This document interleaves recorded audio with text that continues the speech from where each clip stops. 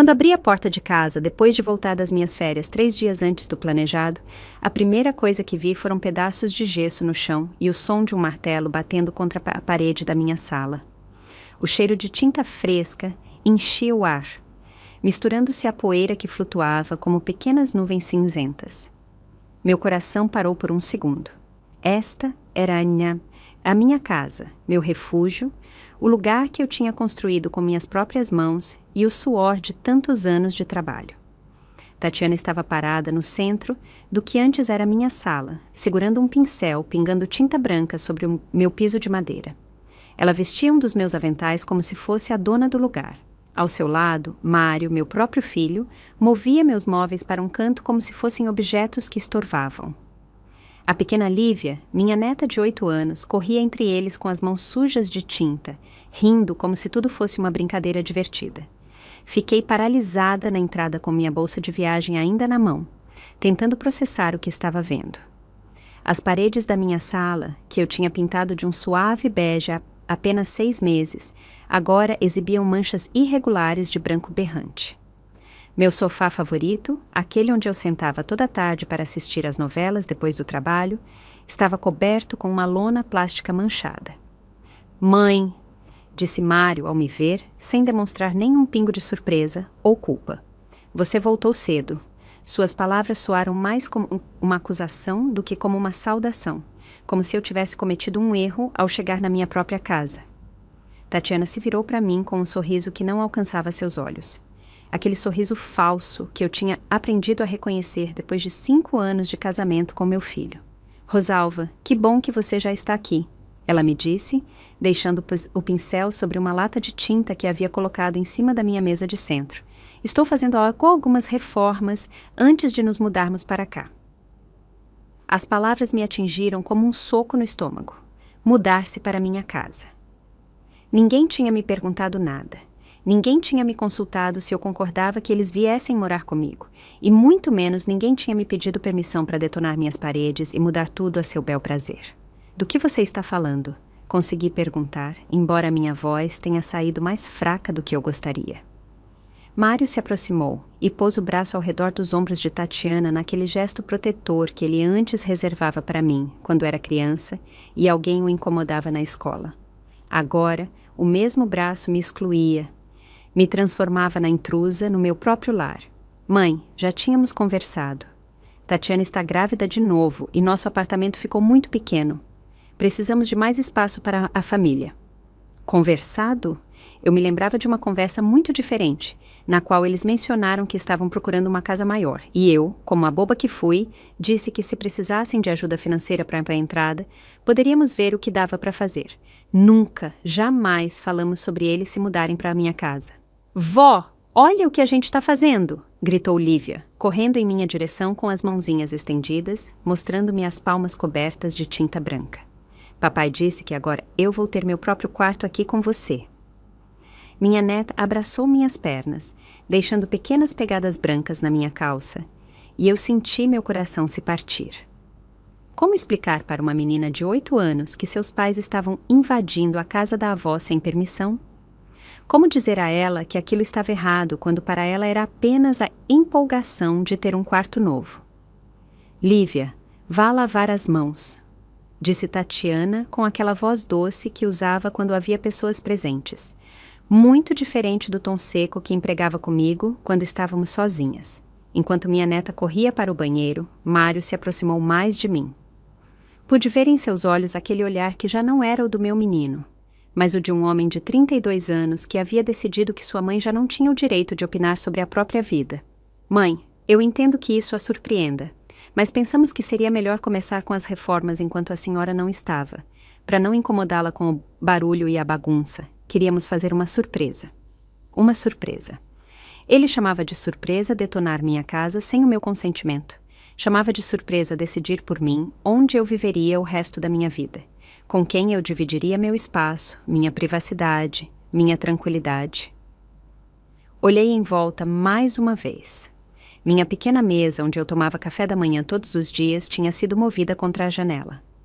As cortinas que eu tinha escolhido com tanto cuidado estavam jogadas em um canto. Eles tinham até tirado o quadro da minha mãe, Aquela fotografia em preto e branco, que era a única coisa que me restava dela, e o tinham encostado na parede como se fosse lixo. E o meu quarto? Perguntei, temendo a resposta. Ah, esse vai ser perfeito para o novo bebê, respondeu Tatiana, esfregando a barriga que mal mostrava uma pequena curva. Fica ao lado do quarto principal.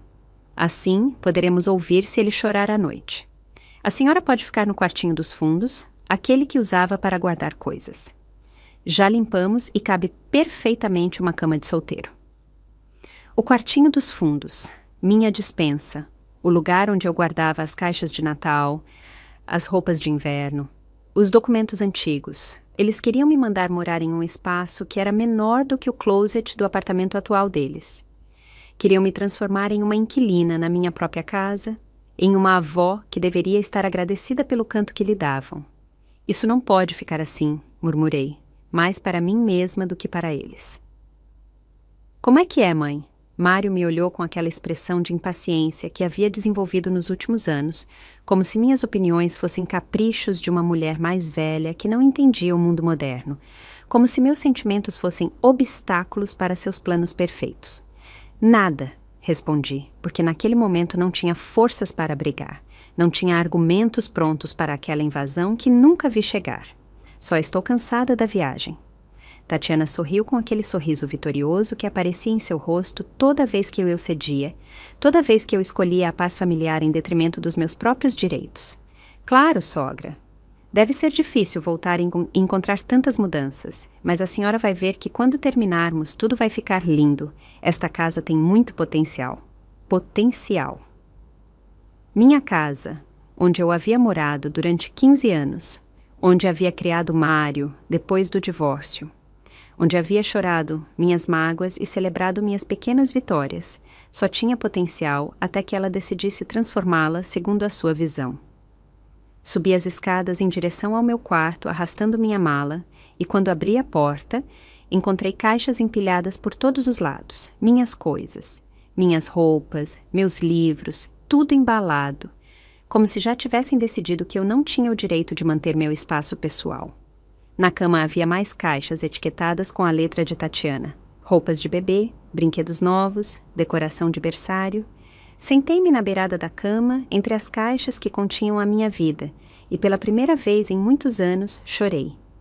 Chorei pela traição do meu próprio filho, pela audácia da minha nora, pela minha própria covardia em não me defender desde o primeiro momento. Foi naquele momento, sentada no meu quarto, transformado em depósito, que tomei uma decisão. Essa guerra tinha sido iniciada por eles, mas eu decidiria como terminaria. E foi assim que tudo desmoronou. Mas deixe-me voltar ao princípio, a como uma mulher de 62 anos chegou a este momento de traição familiar, para que você entenda por que o que aconteceu depois não foi vingança, mas justiça. Meu nome é Rosalva Fontes e tenho 62 anos. Trabalho desde os 14, quando meu pai decidiu que mulheres não precisavam de educação e me tirou da escola para que ajudasse em casa. Eu já limpei escritórios, cuidei de filhos de outras pessoas, vendi salgados na rua, costurei roupas até meus dedos sangrarem e fiz tudo o que uma mulher tem que fazer para sobreviver sem depender de ninguém. Quando Mário tinha 6 anos e o pai nos abandonou por uma mulher 20 anos mais jovem, não tive tempo para chorar. Tinha que pagar o aluguel, comprar comida e me certificar de que meu filho não sentisse o vazio que aquele homem havia deixado. Trabalhava de dia limpando uma clínica odontológica e à noite costurava vestidos para debutantes. Minhas mãos estavam sempre ocupadas, sempre doendo, mas nunca pararam. A casa onde moro agora eu comprei há 15 anos, quando Mário tinha 17. Não era grande, não era luxuosa, mas era minha. Cada parcela mensal representava horas extras de trabalho. Cada real economizado significava menos comida no meu prato para que ele pudesse ter sapatos novos ou livros para essa escola. Quando finalmente recebi as chaves, chorei tanto que o vendedor me ofereceu um copo de água, pensando que eu estava passando mal. Durante todos esses anos, Mário foi minha razão de viver. Era um menino doce, inteligente, que me ajudava com as tarefas de casa e me dizia que quando fosse grande ia me comprar uma casa mais bonita. Nos fins de semana, quando eu estava cansada demais para cozinhar, ele preparava pães de queijo e me levava na cama dizendo que era a minha vez de descansar. Ele terminou o ensino médio com boas notas e conseguiu trabalho em uma construtora. Não pôde ir para a universidade porque precisávamos do dinheiro, mas sempre foi responsável. Sempre me ajudou com as despesas da casa. Éramos uma equipe, ele e eu, contra o mundo. Tudo mudou quando ele conheceu Tatiana, há 6 anos. Ela trabalhava como recepcionista em um consultório médico e tinha aquela beleza artificial que vinha de aplicações e tratamentos caros. Usava roupas que custavam mais do que meu salário de um mês e falava como se o mundo lhe devesse algo por existir. Desde o princípio, soube que ela não gostava de mim, não por ciúmes de mãe, mas porque vi como ela me olhava, como se eu fosse um obstáculo nos seus planos. Quando vinham jantar, ela se sentava à minha mesa criticando a comida, dizendo que tinha sal demais ou que a carne estava muito passada. Nunca se oferecia para lavar a louça e sempre encontrava desculpas para que Mário não viesse me visitar sozinho. Sua mãe é muito intensa. Dizia a Mário quando pensava que eu não podia ouvi-la. Você precisa colocar limites. Já não é um garoto. E Mário, meu menino que antes me defendia de tudo e de todos, começou a mudar. Deixou de vir almoçar comigo aos domingos. Deixou de me ligar todos os dias para perguntar como eu estava. Deixou de ser o filho que eu havia criado e se transformou no marido que Tatiana estava moldando. Quando se casaram, há 5 anos, eu paguei a metade do casamento. Gastei as economias que tinha para minha aposentadoria porque queria que meu filho fosse feliz. Tatiana escolheu tudo. O vestido que custou R$3.000, as flores que custaram outros R$2.000, o salão de festas que custou R$8.000. Eu fui apenas a mãe do noivo que pagou as contas e sorriu para as fotos. A primeira vez que me pediram dinheiro emprestado foi 6 meses depois do casamento. Precisavam de R$8.000 para a entrada de um carro novo porque, segundo Tatiana, ela não podia chegar ao trabalho de ônibus como uma qualquer. Emprestei o dinheiro que tinha conseguido economizar trabalhando horas extras, limpando escritórios nos fins de semana. Nunca me devolveram. A segunda vez, foram outros R$8.000 para o depósito do apartamento deles, porque o lugar onde moravam era modesto demais para uma mulher da classe de Tatiana. Outra vez, abri meu cofrinho, literalmente, porque guardava notas em uma lata de café que escondia debaixo da minha cama. Também não me devolveram. Quando Lívia nasceu, há 8 anos, fui eu quem ficou com Tatiana no hospital, porque Mário tinha que trabalhar. Fui eu quem cuidou dela durante a recuperação, quem se levantava de madrugada para trocar fraldas e preparar mamadeiras. Fui eu quem comprou o berço, o carrinho, as roupas de bebê e quem pagou os primeiros meses de fraldas e leite em pó. É sua obrigação como avó, me dizia Tatiana quando eu chegava em casa dela depois de trabalhar 10 horas, carregando sacolas de comida e produtos para o bebê. Família se ajuda, mas essa ajuda era sempre em uma só direção. Quando tive gripe e passei uma semana de cama com febre, nenhum dos dois veio ver como eu estava. Quando minha geladeira quebrou e tive que comprar uma nova, não me ofereceram nem R$1 dos milhares que eu tinha emprestado a eles. Durante esses anos, trabalhei mais duro do que nunca para manter minha independência. Além do meu trabalho de limpeza na clínica, comecei a fazer salgados nos fins de semana para vender na feira. Todo domingo, eu me levantava às 4 da manhã para preparar a massa, rechear as coxinhas e assá-las por horas. Depois, eu carregava minhas panelas pesadas até a banca que alugava por R$150 por dia. Eu vendia salgados de frango, de carne, de queijo.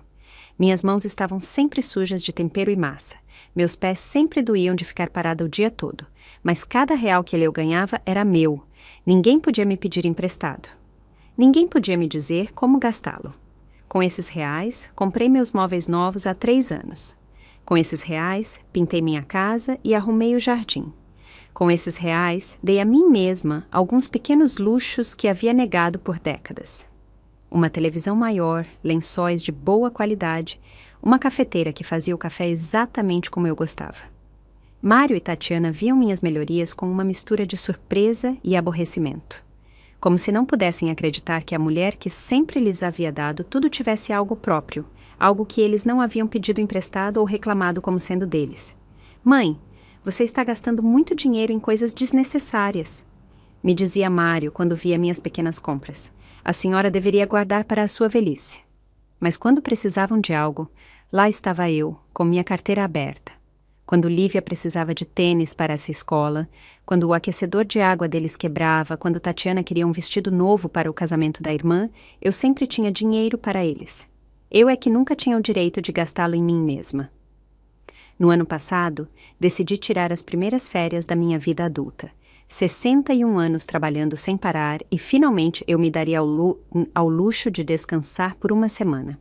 Aluguei um pequeno chalé nas montanhas, um lugar simples, mas limpo, onde eu podia ler, caminhar e não ouvir o telefone tocar com as crises constantes de Mário e Tatiana. Férias? Perguntou Tatiana, como se eu tivesse dito que ia para a Telua. A senhora não acha um pouco egoísta? Lívia vai sentir muito a sua falta. Mas eu me mantive firme. Pela primeira vez em décadas, eu disse, não. Fui para minhas férias com a consciência tranquila, pensando que uma semana de ausência os faria valorizar tudo o que eu fazia por eles. Nunca imaginei que eles usariam aquela semana para planejar como se apossar da minha casa. Agora, sentada entre as caixas que continham minha vida embalada sem a minha permissão, eu entendia que havia criado um monstro. Ao dar tudo a Mário, ao nunca ensiná-lo a respeitar meus limites, ao permitir que Tatiana me tratasse como empregada doméstica da família, eu os havia ensinado que eu não tinha direitos, apenas obrigações. Mas os monstros que a gente cria também podem ser destruídos. E eu estava prestes a lhes lembrar quem era a Rosalva Fontes de verdade. Comprei esta casa quando tinha 47 anos. Depois de 15 anos alugando quartos úmidos e apartamentos com baratas, onde Mário e eu vivíamos como ciganos, nos mudando toda vez que o proprietário aumentava o aluguel ou decidia vender. Eu estava cansada de meu filho crescer sem raízes, sem um lugar que pudesse chamar de lar de verdade. Encontrei a casa um sábado de manhã, depois de vender meus salgados na feira. Era uma casa pequena em um bairro de classe média. Não era luxuosa, mas era decente. Tinha 2 quartos, um banheiro completo, uma sala que se conectava com a cozinha e um pequeno quintal nos fundos onde eu sonhava em plantar tomates e pimenta. O preço era de R$180 mil. Para uma mulher que ganhava R$2.500 por mês, limpando a clínica odontológica, essa quantia soava como 1 milhão. Mas o vendedor, um senhor mais velho chamado seu Vicente Machado, me olhou fixamente quando eu disse que não tinha o valor da entrada. Quanto você tem economizado? Ele me perguntou enquanto caminhávamos pela casa vazia. R$15 mil. Respondi com vergonha, porque tinha levado 3 anos para juntar essa quantia, guardando R$60 ou R$70 por semana na minha lata de café. E você tem emprego fixo? Sim, há 8 anos na mesma clínica e faço salgados nos fins de semana. Seu Vicente ficou pensando por um momento, olhando para o quintal onde cresciam ervas daninhas e onde eu já imaginava Mário jogando futebol. Olha, minha senhora, eu também comecei de baixo. Minha esposa e eu criamos 4 filhos nesta casa e agora todos estão casados e nós vamos morar com nossa filha mais velha. Esta casa precisa de uma família que cuide dela com amor, não de investidores que vão revendê-la em 2 anos. Ele me ofereceu um acordo que mudou minha vida. R$15 mil de entrada e pagamentos mensais de R$1.500 durante 12 anos, sem juros bancários, sem papelada complicada, apenas um contrato simples entre 2 pessoas que se entendiam. Mas há uma condição, ele me disse antes que eu pudesse responder. Se um dia não puder pagar, me avise antes de atrasar. E se algum dia quiser vender, me dê a primeira oportunidade de comprá-la de volta. Aceitei sem pensar 2 vezes. Naquela noite, Mário e eu comemoramos comendo pizza no chão da nossa nova sala, usando caixas como mesa. Ele tinha 17 anos e estava tão empolgado quanto eu. Pela primeira vez na vida, ele teria o próprio quarto. Um lugar onde poderia colocar seus pôsteres de futebol e estudar sem que os vizinhos ligassem o som no volume máximo. Os primeiros anos foram difíceis. R$1.500 por mês significavam que do meu salário de R$2.500, só me restavam 1.000 para comida, contas, transporte e tudo o mais. Muitas noites jantávamos arroz com feijão e eu dizia a Mário que era minha comida favorita para que ele não se sentisse mal. Eu trabalhava limpando a clínica de segunda a sexta, e nos sábados e domingos eu me levantava às 4 da manhã para fazer salgados. Eu comprava assim a massa, a carne, os temperos, tudo no atacado para economizar alguns reais. Minhas mãos estavam sempre vermelhas de tanto amassar, e minhas costas doíam de ficar inclinada sobre as panelas. Mas cada salgado que eu vendia me aproximava mais de ser a dona completa da minha casa. Mário me ajudava nos fins de semana. Ele carregava as panelas pesadas até a feira, me ajudava a servir os clientes e contava o dinheiro no final do dia. Éramos sócios, uma equipe trabalhando em prol do mesmo sonho. Mãe, ele me dizia enquanto voltávamos para casa com as panelas vazias. Quando eu terminar a escola, vou conseguir um bom emprego e te ajudar a pagar a casa mais rápido. E ele cumpriu a promessa. Quando se formou no ensino médio, começou a trabalhar na construtora e me dava R$ 200 todos os meses para os pagamentos da casa. Com a ajuda dele, consegui pagar alguns meses adiantados e até pude comprar móveis novos para substituir os que tínhamos conseguido de segunda mão. A casa foi se transformando em nosso santuário. Pintei as paredes com cores alegres. Plantei flores no quintal, coloquei cortinas em todas as janelas. Cada melhoria eu pagava com meus salgados. Cada real gasto era um investimento no nosso futuro. Quando finalmente fiz o último pagamento, há 3 anos, seu Vicente veio pessoalmente me entregar a escritura. Ele tinha 85 anos, mas ainda era um homem elegante e formal. Parabéns, senhora Rosalva. Ele me disse enquanto me entregava os papéis que me tornavam oficialmente proprietária. Esta casa agora é completamente sua, que a aproveite por muitos anos. Naquela noite, fiz uma pequena festa. Convidei minhas vizinhas, Mário e Tatiana, que haviam acabado de se casar. Preparei moqueca, arroz, feijão e comprei um bolo na padaria. Era minha celebração, meu momento de triunfo depois de 12 anos de sacrifícios. Mário estava orgulhoso de mim. Ele me abraçou forte e disse: "Mãe, a senhora conseguiu. Agora tem o seu lugar no mundo." Mas Tatiana não compartilhava do entusiasmo. A noite toda ela ficou criticando a casa, dizendo que era muito pequena, que ficava em um bairro muito modesto, que as casas novas nos condomínios eram muito mais bonitas. "Não entendo por que custou tanto para a senhora comprar algo tão simples", ela me disse enquanto eu cortava o bolo. "Meu pai comprou a nossa casa em 2 anos e é bem maior." Não lhe respondi porque não queria estragar minha celebração, mas as palavras dela me magoaram. Para ela, minha casa era pequena e modesta. Para mim, era a prova de que uma mulher sozinha podia conquistar qualquer coisa se trabalhasse o suficiente. Durante os meses seguintes, notei que Tatiana sempre tinha comentários sobre minha casa, que os móveis estavam velhos, que a cozinha precisava de reforma, que o banheiro era pequeno demais, como se estivesse avaliando uma propriedade que planejava comprar. "Sogra", ela me dizia com aquele sorriso falso, "a senhora deveria modernizar esta casa. Ela tem muito potencial, mas precisa de investimento." Eu investia na minha casa constantemente. Com o dinheiro dos meus salgados, troquei o aquecedor de água, pintei os quartos a cada 2 anos, consertei os vazamentos do telhado, troquei as torneiras do banheiro. Não eram melhorias espetaculares, mas mantinham minha casa em boas condições. No ano passado, quando decidi reformar a cozinha, Tatiana ficou mais animada do que eu. Veio todos os dias enquanto os trabalhadores instalavam os novos armários e o fogão de inox que eu havia comprado com minhas economias de 6 meses de salgados. "Ai, sogra, que cozinha linda a senhora está fazendo", ela me dizia, tocando as superfícies novas como se fossem dela. "Aqui dá para cozinhar muito bem para uma família grande." Não entendi o comentário até agora. Ela não estava admirando a minha cozinha. Estava planejando usá-la. Quando saí de férias na semana passada, deixei as chaves com eles porque Lívia queria vir regar as plantas do meu quintal. Era algo que tínhamos feito antes. Ela vinha com Mário aos domingos e brincávamos no jardim enquanto eu lhe ensinava a cuidar dos tomates e das flores. "Não se preocupe, sogra", disse Tatiana quando lhe entreguei as chaves. "Vamos cuidar muito bem da sua casa." Agora entendo que quando disse cuidar, se referia a se apossar. Que quando olhava para minha cozinha nova, não via o esforço de uma mulher de 62 anos, mas sim o lugar onde ela cozinharia para a sua nova família ampliada. A casa que comprei com as mãos destruídas de amassar salgados durante 12 anos. A casa que paguei com cada real que consegui economizar, negando a mim mesma pequenos luxos. A casa onde criei meu filho e onde planejava viver meus últimos anos em paz. Agora era o saque de guerra de uma nora que nunca valorizou os sacrifícios alheios. Mas havia algo que Tatiana não sabia quando decidiu invadir minha propriedade.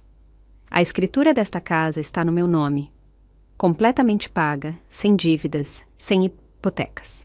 E embora seu Vicente tenha morrido no ano passado, o filho dele, o Dr. Leandro Machado, é advogado e conhece muito bem a história de como comprei esta casa. Era hora de lembrar a todos que Rosalva Fontes não era uma velhinha indefesa que podiam desalojar do próprio lar. Era uma mulher que havia lutado a vida inteira para ter algo próprio e que não permitiria que lhe o tirassem sem lutar. 3 dias depois da minha conversa com Tatiana, disse a Mário que precisava de mais uma semana para decidir sobre a mudança. Era mentira. Eu já havia tomado minha decisão, mas precisava de tempo para planejar como dizer não, sem me tornar o monstro da família. Decidi tirar as férias que estava adiando há 2 anos. Férias? Justo agora, mãe? Perguntou Mário, em tom de reprovação. Pensei que fôssemos resolver o assunto da casa esta semana. Filho, preciso clarear a mente. Quando eu voltar, te dou uma resposta definitiva. Aluguei um pequeno chalé nas montanhas, um lugar simples onde eu podia caminhar, ler e pensar sem pressões. Antes de ir, entreguei as chaves da minha casa a Mário. Por favor, cuide das minhas plantas do quintal. Regue-as dia sim, dia não, especialmente os tomates que estão começando a dar fruto. Não se preocupe, mãe. Vamos vir com Lívia para ela brincar no jardim enquanto regamos. Durante aqueles 7 dias nas montanhas, tomei a decisão mais difícil da minha vida como mãe. Eu lhes diria que não. Eles não podiam se mudar para minha casa. Eu procuraria uma forma de ajudá-los financeiramente por alguns meses, mas meu lar continuaria sendo meu lar. Pratiquei o discurso centenas de vezes enquanto caminhava entre os pinheiros. As palavras exatas que eu usaria, os argumentos que daria, a forma de me manter firme diante da chantagem emocional que eu sabia que viria. Decidi voltar 3 dias antes para ter tempo de colocar minhas ideias em ordem e falar com Mário no fim de semana. Na quarta-feira à tarde, dirigi de volta para a cidade, sentindo-me mais tranquila do que estivera em semanas. Mas quando cheguei em casa e abri a porta, meu mundo desmoronou. O som do martelo foi a primeira coisa que ouvi. Depois, o cheiro de tinta fresca e pó de gesso. Minha sala estava irreconhecível. As paredes que eu havia pintado de bege suave agora tinham manchas brancas irregulares. Meus móveis estavam amontoados em um canto, cobertos com lonas plásticas, e havia caixas por toda a parte. Tatiana estava parada no centro do caos, segurando um pincel e escorrendo tinta, como se fosse a dona do lugar. Mário movia meu sofá favorito como se fosse um estorvo. E Lívia corria entre eles com as mãos sujas, rindo como se tudo fosse uma brincadeira. Você voltou cedo. Foi a primeira coisa que Mário me disse, como se eu tivesse cometido algum crime ao chegar na minha própria casa. Estou fazendo algumas reformas antes de nos mudarmos para cá, anunciou Tatiana com aquele sorriso que não alcançava seus olhos. Reformas. Ela chamava de reformas detonar minha casa sem minha permissão. Do que você está falando? Eu nunca disse que vocês podiam se mudar. Ah, sogra. Mário e eu conversamos e decidimos que era o melhor para todos. A senhora estava demorando muito para decidir e nós precisávamos agir rápido. Caminhei como um zumbi pela minha própria casa, vendo a destruição que haviam causado em apenas 3 dias. No meu quarto, haviam tirado minha cama e meus móveis, que agora estavam empilhados no corredor. As paredes tinham buracos onde haviam retirado meus quadros e fotografias. No armário, haviam pendurado roupas que não eram minhas. Onde estão as minhas coisas? Perguntei com a voz embargada. Calma, mãe, disse Mário, sem me olhar nos olhos. Está tudo embalado em caixas. Já ajeitamos a sua cama no quartinho dos fundos. O quartinho dos fundos, minha despensa, o espaço sem janelas, onde eu guardava as decorações natalinas e a roupa de inverno. Era ali que eles haviam decidido que eu viveria o resto da minha vida. Abri a porta do quartinho e, de fato, lá estava minha cama de solteiro. Aquela que eu havia comprado quando Mário era adolescente, espremida entre caixas empilhadas até o teto. Não cabia nem um criado mudo. Minhas roupas estavam penduradas em cabides grudados na parede e meus sapatos estavam em sacolas plásticas no chão. Isso não pode ser, murmurei. Como é, sogra?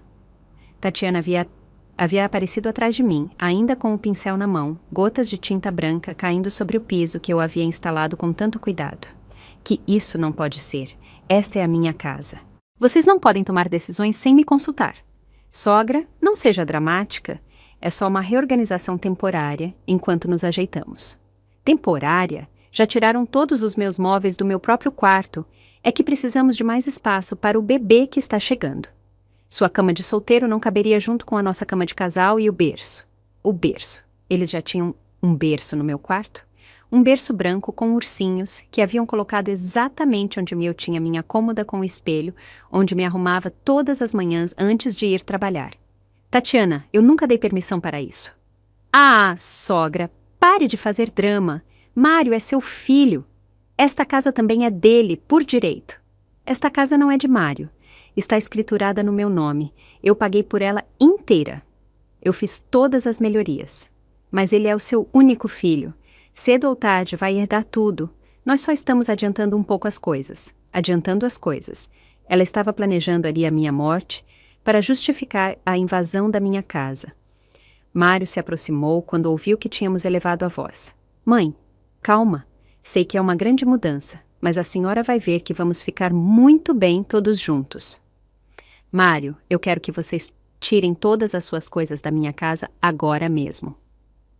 Mãe, não podemos fazer isso. Já entregamos nosso apartamento. O que significa que já entregaram o apartamento? Significa que não temos mais saída, mãe. O novo inquilino já se mudou. Fiquei sem ar. Não só haviam invadido minha casa sem permissão, como haviam queimado suas pontes para que eu não tivesse outra opção a não ser aceitá-los. Vocês planejaram isso desde o princípio, eu disse, sentindo-me traída até a medula. Mãe, não veja as coisas assim. Pensamos que era melhor agir enquanto a senhora não estava, para que não tivesse que lidar com o estresse da mudança. O estresse da mudança. O estresse era chegar em casa e encontrá-la invadida. Lívia se aproximou correndo e me abraçou as pernas com as mãozinhas sujas de tinta. Vó, você viu meu quarto novo? Papai disse que agora eu vou morar aqui com você para sempre. Para sempre. Aquelas palavras me atravessaram como um punhal. Não era uma mudança temporária, não era uma ajuda familiar de alguns meses, era uma ocupação permanente do meu lar, da minha vida, do meu futuro. Sogra, disse Tatiana, baixando a voz e se aproximando como se fôssemos confidentes. Eu entendo que seja difícil se adaptar às mudanças na sua idade, mas pense bem, a senhora vai ter sua família por perto, vai poder ajudar com os netos e nós a cuidaremos na hora que for necessário. Eu não preciso que me cuidem. Por agora não, mas a senhora já está idosa. O que vai acontecer em alguns anos quando não puder mais trabalhar? O que vai acontecer se adoecer e estiver sozinha nesta casa tão grande? De novo, o mesmo argumento. Me transformar em uma velha inválida para justificar roubar minha independência. Além disso, continuou Tatiana, nós vamos ajudar com todas as despesas da casa. Contas, manutenção, reparos. A senhora não vai mais ter que se preocupar com nada. Foi a gota d'água. Queriam me fazer sentir que estavam me fazendo um favor ao invadir minha casa. Eu quero que vocês vão embora. Eu disse com toda a firmeza que consegui reunir. Mãe, não seja assim, implorou Mário. Já estamos aqui, já está tudo ajeitado. Dê uma chance a esta nova fase. Eu não quero uma nova fase. Eu quero a minha casa de volta. Sogra, disse Tatiana com aquele sorriso condescendente que eu tanto odiava. Por que a senhora não dorme e pensa nisso? Amanhã vai ver as coisas de outra maneira. Naquela noite, deitada na cama de solteiro do meu antigo quarto de depósito, cercada de caixas e sem poder sequer acender a luz, porque o interruptor estava bloqueado por uma pilha de roupas, tomei uma decisão que mudaria tudo. Peguei meu celular e disquei um número que tinha guardado há meses, mas que nunca pensei que usaria, Dr. Leandro Machado. Sou Rosalva Fontes, a senhora que comprou a casa do seu pai, seu Vicente. Preciso da sua ajuda urgentemente. No dia seguinte, quando Mário e Tatiana acordassem na minha cama, no meu quarto, acreditando que haviam vencido a guerra, eles iriam descobrir que haviam subestimado completamente com quem estavam se metendo. Na quinta-feira de manhã, enquanto Mário e Tatiana dormiam tranquilamente na minha cama como se fosse deles, eu já estava acordada desde as 5, preparando o contra-ataque mais importante da minha vida. Havia passado a noite em claro, não apenas pelo desconforto de dormir em um quarto sem ventilação, em meio a caixas empoeiradas, mas porque minha mente trabalhava a toda velocidade, planejando cada detalhe do que eu faria. Às 6 da manhã, saí de casa sem fazer barulho. Eu tinha 3 compromissos importantes naquele dia, e nenhum deles sabia da minha existência ainda. Minha primeira parada foi no escritório do Dr. Leandro Machado, o filho de seu Vicente. O escritório dele ficava no centro da cidade, em um prédio antigo, mas elegante, onde vários advogados compartilhavam espaço. Cheguei exatamente às 8, quando abriam. Senhora Fontes, o Dr. Machado me recebeu, um homem de uns 50 anos com o mesmo rosto honesto do pai. Por telefone, a senhora me contou sobre problemas com a sua propriedade. Expliquei toda a situação. Como meu filho e minha nora haviam invadido minha casa sem permissão. Aproveitando que eu estava de férias, como haviam detonado paredes e movido todos os meus móveis, como haviam se desfeito do apartamento deles para me obrigar a aceitar a situação. A senhora lhes deu permissão por escrito para se mudarem ou fazerem modificações na propriedade em algum momento? Ele perguntou enquanto tomava notas. Jamais. Nunca assinei nada. Nunca dei consentimento verbal definitivo. Deixei as chaves unicamente para que regassem minhas plantas. E eles contribuíram financeiramente para a compra ou melhorias da casa? Mário me ajudou com R$ 200 mensais durante 2 anos quando era solteiro, mas isso foi há mais de 5 anos. Desde que se casou, nunca mais contribuiu nem R$ 1 para esta casa. Pelo contrário, eu lhes emprestei mais de R$ 20.000 que nunca me devolveram. O Dr. Machado revisou a escritura da casa que eu havia levado. Estava tudo perfeitamente em ordem. A propriedade estava registrada unicamente no meu nome, sem dívidas, sem ônus, sem nenhum outro nome nos documentos. Senhora Fontes, legalmente a senhora tem todo o direito de recuperar sua propriedade. Isso que estão fazendo se chama esbulho possessório e é um crime. Podemos proceder de 2 maneiras. Pela via civil, que é mais lenta, mas menos confrontadora, ou pela via penal, apresentando uma denúncia por invasão de propriedade. Qual o senhor me recomenda? Dado que já destruíram parte de sua propriedade e se recusam a sair voluntariamente, eu recomendaria a via penal. É mais rápida e eficaz. O que o senhor precisa de mim? Primeiro, vamos lavrar uma ata notarial do estado atual da propriedade, documentando todos os danos. Depois, apresentamos a denúncia ao Ministério Público e, finalmente, solicitamos que as autoridades os desalojem. Quanto tempo isso leva? Se tudo correr bem, em 1 semana eles podem estar fora da sua casa. Assinei todos os documentos necessários e paguei seus honorários. R$ 3.000, que representavam 1 mês inteiro de trabalho na clínica odontológica, mas que valiam a pena para recuperar minha liberdade. Minha segunda parada foi o cartório mais próximo da minha casa. O tabelião, o Dr. José Santos, foi comigo às 11 da manhã para documentar o estado da propriedade. Mário e Tatiana não estavam. Haviam saído com Lívia para comprar mais tinta e materiais de construção. O tabelião fotografou cada dano, as paredes destruídas, os buracos no gesso, meus móveis amontoados, meus pertences embalados em caixas. Ele também documentou que haviam alterado a distribuição dos quartos sem minha autorização e que haviam instalado móveis próprios em espaços que correspondiam ao meu uso exclusivo. Minha senhora, isso é claramente um caso de dano à propriedade alheia. Ele me disse enquanto redigia a ata. A senhora tem alguma testemunha de que nunca deu autorização para essas modificações? Sim, minha vizinha, Dona Lúcia, estava presente quando eu lhes disse que precisava de tempo para pensar, e minha colega de trabalho, Lorena, me ouviu dizer que não estava segura da decisão. Perfeito, vamos incluir essa informação no documento. Quando terminamos a ata notarial, já era 1 da tarde. Minha terceira parada era a mais importante. O Ministério Público, onde eu apresentaria a denúncia formal. A promotora que me atendeu, a doutora Flávia Oliveira, era uma mulher jovem, mas experiente, que havia lidado com casos semelhantes. Senhora Fontes, o que me está descrevendo é um crime de esbulho agravado, pois, além da apropriação ilícita de sua propriedade, causaram danos materiais. Ela me explicou, enquanto revisava os documentos que eu havia trazido. O que acontece agora? Vamos emitir uma intimação para que compareçam a esta promotoria. Se não se apresentarem voluntariamente ou se recusarem a desalojar a propriedade, então procederemos com um mandado de prisão. Quanto tempo tenho que esperar? A intimação será entregue amanhã, sexta-feira. Eles têm 24 horas para se apresentarem. Se não o fizerem, na segunda-feira pela manhã teremos o mandado de prisão pronto. Naquela tarde, voltei para casa sentindo uma mistura de nervosismo e satisfação. Pela primeira vez em dias, senti que tinha o controle da situação. Mário e Tatiana haviam voltado e continuavam com seu projeto de reforma como se nada fosse. Haviam comprado mais tinta, novos pincéis e até uma furadeira elétrica para fazer mais buracos nas minhas paredes. Mãe, onde a senhora esteve o dia todo? Perguntou Mário quando me viu chegar, resolvendo uns assuntos pessoais. Já se acostumou com a ideia de morarmos todos juntos? Perguntou Tatiana com aquele sorriso falso que tanto me irritava. Você vai ver que vai ser muito bom ter a casa cheia de família.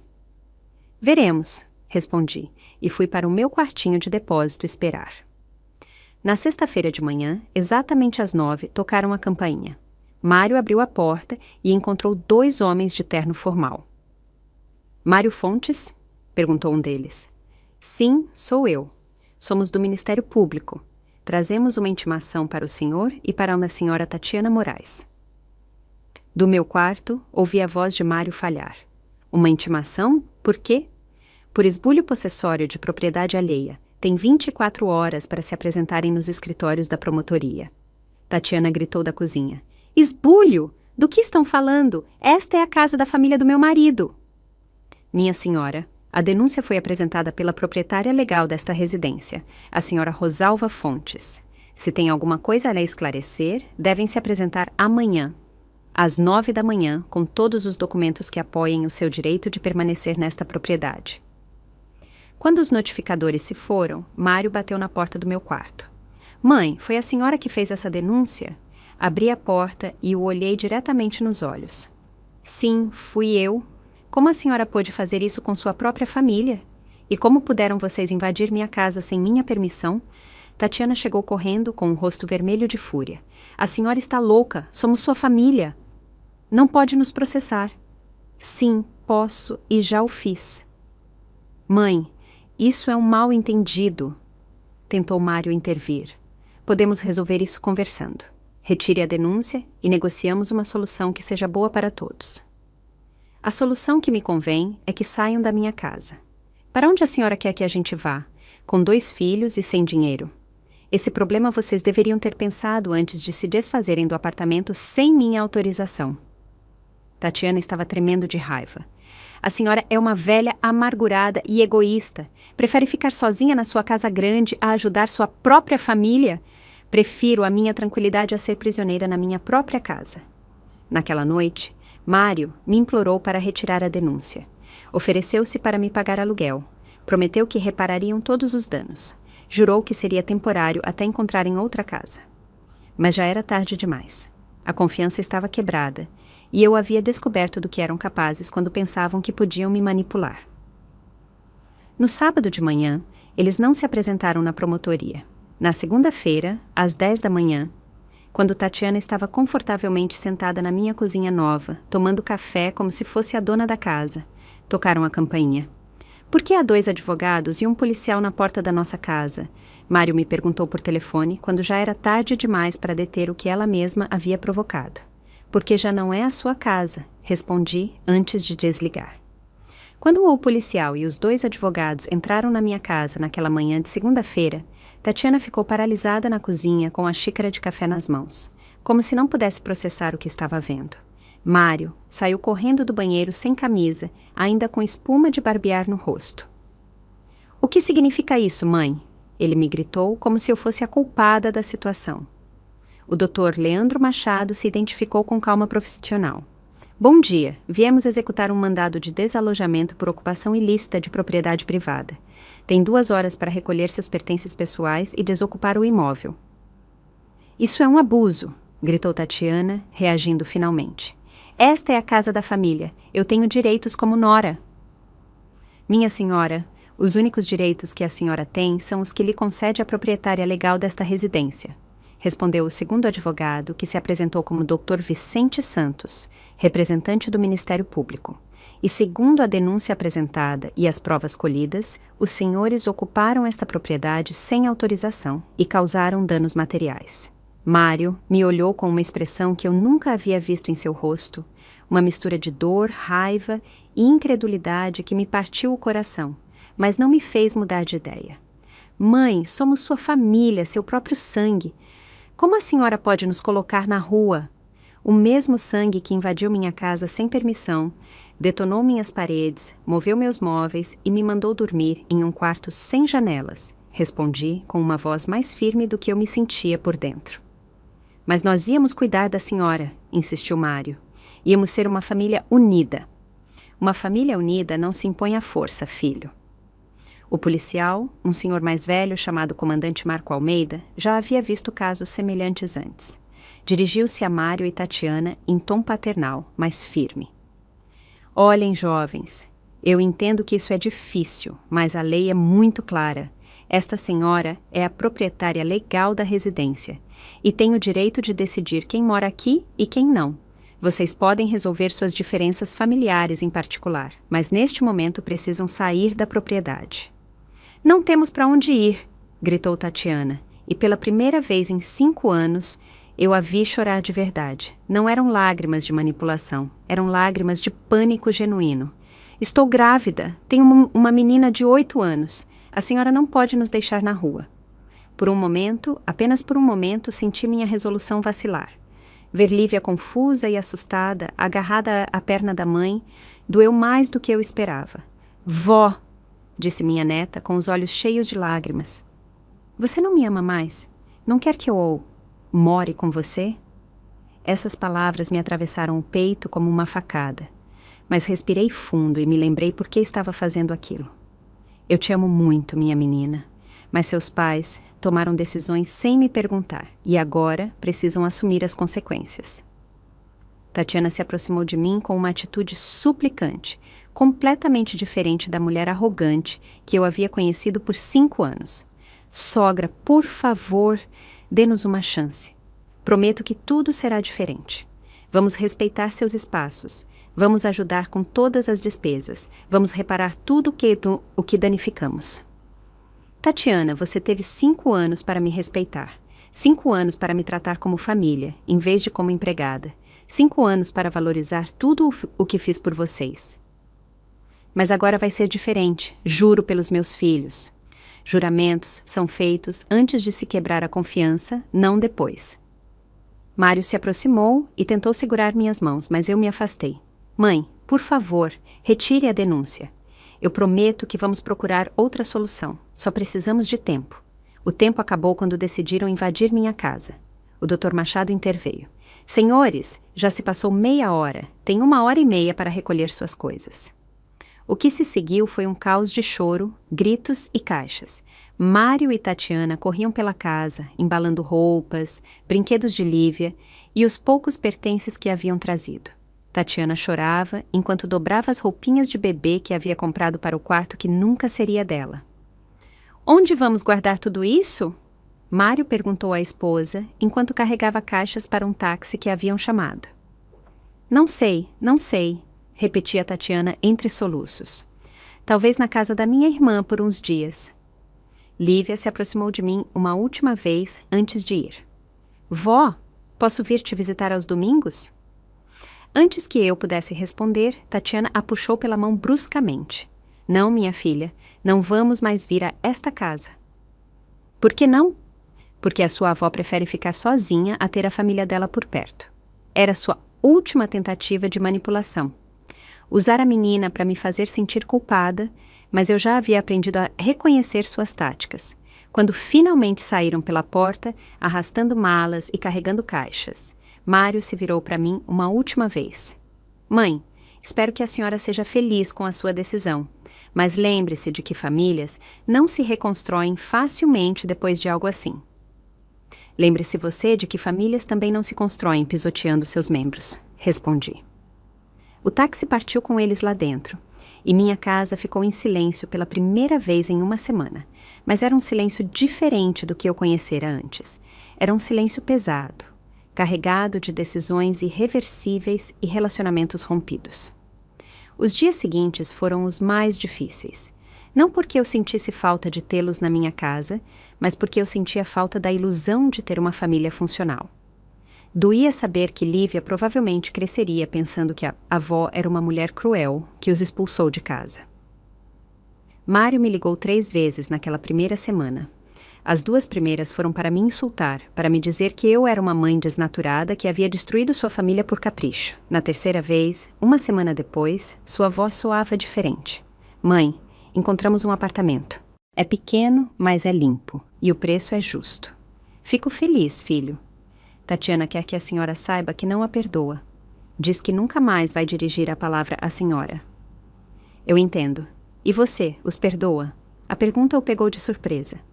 Durante dias, eu havia pensado se eu precisava de perdão, não se eu deveria perdoar. Eu os perdoo, Mário. Mas isso não significa que vou permitir que aconteça de novo. Posso vir visitá-la? Esta sempre será a sua casa, quando você vier com respeito. Passaram-se 3 meses desde o desalojamento. Mário vem me visitar aos domingos, sozinho, e pouco a pouco estamos reconstruindo uma relação adulta baseada no respeito mútuo. Ele me conta que Tatiana está bem, que a gravidez avança sem problemas, que Lívia se adaptou à nova escola. Eu não pergunto por Tatiana, e ele não me dá detalhes. Algumas pontes são queimadas por completo, e está tudo bem assim. Minha casa voltou a ser meu refúgio. Reparei as paredes danificadas, devolvi meus móveis para seus lugares e plantei novas flores no jardim. Todas as manhãs, eu acordo na minha própria cama, tomo café na minha cozinha nova e saio para trabalhar sabendo que vou voltar para um lar que é verdadeiramente meu. Às vezes, minhas vizinhas me perguntam se eu não me sinto solitária, vivendo sozinha na minha idade.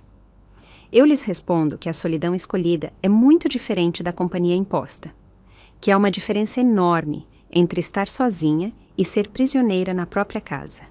Aprendi que defender seus limites não te transforma em uma pessoa ruim, mesmo que os outros façam você se sentir assim. Que a família que te chantageia emocionalmente não é família, é manipulação disfarçada de amor. E, acima de tudo, aprendi que, aos 62 anos, eu ainda tenho o direito de tomar decisões sobre a minha própria vida, mesmo que os outros não gostem. Em algumas noites, quando me sento na minha sala reformada para ver as novelas, eu penso em Lívia e me pergunto se um dia ela entenderá por que a avó teve que escolher entre ser respeitada ou ser amada. Espero que sim. Espero que quando for uma mulher adulta, ela entenda que a avó lhe ensinou a lição mais importante de todas. Que ninguém, nem mesmo a família, tem o direito de roubar a sua paz. O silêncio da minha casa já não é pesado. Agora é libertador. É o som de uma mulher que finalmente aprendeu que se escolher não é egoísmo, é sobrevivência. Gostou da minha história e de qual cidade está ouvindo? Vamos nos encontrar nos comentários. Se você gostou da história, pode me apoiar enviando um super thanks, para que eu possa continuar trazendo mais histórias como essa. Já te agradeço muito pelo apoio. Estou esperando seus comentários sobre a história. No vídeo, você pode ver 2 novas histórias de vida que eu recomendo de coração. Tem muito mais no meu canal, não esquece de se inscrever. Até a próxima história de vida, com carinho e respeito.